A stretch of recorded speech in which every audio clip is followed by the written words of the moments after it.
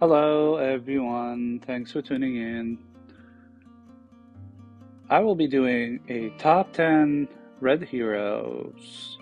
This is exclusively 5 stars, and I'll be ranking, in my opinion, the top 10 heroes in Empires and Puzzles. And let me know what you think. If you agree, disagree, let me know in the comments. At number 10, I have Alucard. So Alucard is awesome because he's very fast. He his damage might not be that high at 250% damage to the target and nearby enemies, but what makes him special is he's an anti-minion hero. So he destroys the minions of the target and nearby enemies, and he uses these minions to recover health and mana for all allies. You know, his family bonus is okay, and his passive is great. It used to be at 100% if I'm not mistaken, and they, nerfed it to 50%, which is actually it's fair. I mean, at 100%, it used to be so annoying, especially with Eminem and him on the team. They just steal every buff whenever they fire, and he will fire at a match because he's very fast. So if you have him, you probably want to level him up because you'll face some minion teams once in a while. Number 9, we have Guardian Kong. So he deals 300% damage to all enemies. He also reflects all status effect and 115% damage back to the attacker of all ice enemies. On top of that, he dispels buffs from all enemies. So Guardian Kong is a very strong hero. He dishes out a lot of damage, he reflects all ice enemies, and he dispels everyone. He used to be very popular when Elassie or Costume Elassie was the meta, and you would see some teams with 3 Costume Elassie in their defenses, and you just have to get him off once, and he has Reflect on everyone, and Costume Elassie would just wipe themselves out. So, for all these effects, he is an awesome all-around hero at average speed, and for that he gets number 9. At number 8, we have Costume Gifyon. So she destroys all minions from the target and nearby enemies. She deals also 335% damage. The target and nearby enemies, simple special, very effective. Paired with elemental defense down, and you'll wipe off almost wipe out a whole side. She used to be very popular when Eminem was there because she kills all her minions, but she is still popular and effective even if you don't have minions. For that, she gets number 8. Number 7, we have Cupido. He deals 295% damage to the target and nearby enemies. The target and nearby enemies automatically cast Healing Gift, which heals your allies, and this lasts for 3 turns.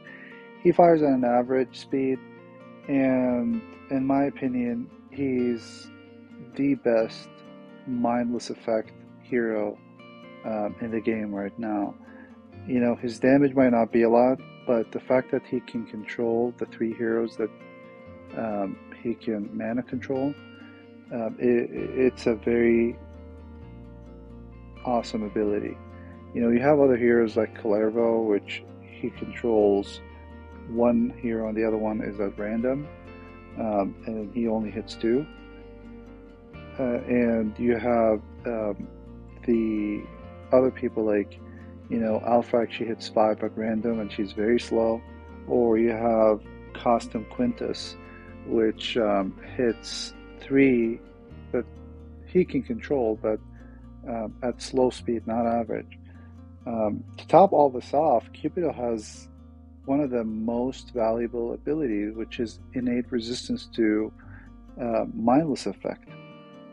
So Cupido is very, very valuable in Rush Wars because he's not affected by Alphrax cubes. and he can be very good in defenses in Rush War or offenses in Rush War, and he's good at offenses in general. At defense, in other wars, he's decent, maybe not top tier, but he's still pretty good. And for that, he gets number 7. Number 6, I have 2 heroes. The first one is Hathor. So Hathor boosts health of all allies by 480, and on top of this, all allies are immune to new status ailments for 4 turns. And she has the passive, which she has a 50% chance of increasing mana. Hathor is an awesome hero. She does that at fast speed, and status ailment protection is one of the strongest abilities or defensive abilities in the game. And the fact that she does it for 4 turns is very, very valuable. The other one is Garnet. So Garnet has 3 charges. She's from the ninja family. The stats of Garnet is not the same as Hathor. She has less stats because she came out way before Hathor. But nevertheless, she is a very special hero because, she does boosted health. She does ailment protection. She starts out at 2, and then second charge at 3, and then at 4. And the boosted health increases with every turn. What makes her special is that she charges with 4 tiles if you have the right troops, as opposed to Hathor, which charges at 7 tiles. So she is very valuable in offense. She's not very good at defense, such as most of the charge heroes, because you can't predict when they're going to fire. And for that, they get number 6. At number 5, I have Costa Marjana. Costa Marjana came out a while now, and she's still very relevant. She deals 358 damage to the target and minor damage to nearby enemies. She also gives minus 54% defense against fire for 3 turns, and ice enemies get minus 34% attack for 3 turns. The last ability might not be very relevant, but the fact that first of all, she has the bonus costume, bonus stats, and on top of this, she deals tons of damage to the target, and most importantly, the defense down for the target and nearby enemies, which amplifies your other red heroes. If you have another 3 hitters, it's going to be amplifying their damage by a lot, and probably going to take out a whole side. So she's a very awesome hero, and if you have her, she's going to be very useful in war and Titans. She's not good particularly on defense, but she's one of those heroes that use in combination with other red heroes to take off a side of the enemy. And for that, she gets number 5. Number 4, have Hypnos. Hypnos is a member of the Styx family. He does not get affected by elemental defense down or defense down abilities. He has 3 charges. The first charge deals minor mana damage and gives immunity to all enemies to status effect. And then in second charge, it dispels first and then gives immunity to all enemies and then deals a lot of damage. And on third charge, it does the same but with higher damage. So Hypnos is a very good hero. If you can fire him off before an enemy gives some of the annoying buffs, such as Bastet with her evasion, or Ludwig with his taunt, or the other taunt heroes, it can prevent those heroes from casting their status effect. What's also good about Hypnos is, at the first charge, if you have a taunt hero that casts their special, it does not dispel at the first charge, but the second charge, it dispels and then it puts immunity to all the other enemies, along with damage. And to top all that off, he charges out with the right troops at 5 tiles in the first charge. So there's a very good chance that you can fire him off before anyone can fire off their buffs. So he's very, very, very good hero for that. He gets number 4. Number 3, I have Costume Black Knight. So he has a 50% chance to drop any received damage to 1 for 4 turns. He also gives 54% attack to all allies for 4 turns. His stats are pretty good, especially with a costume bonus.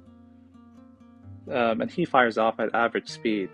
So at average, for 4 turns and 50% chance to drop to 1 damage from enemies, either tiles or specials.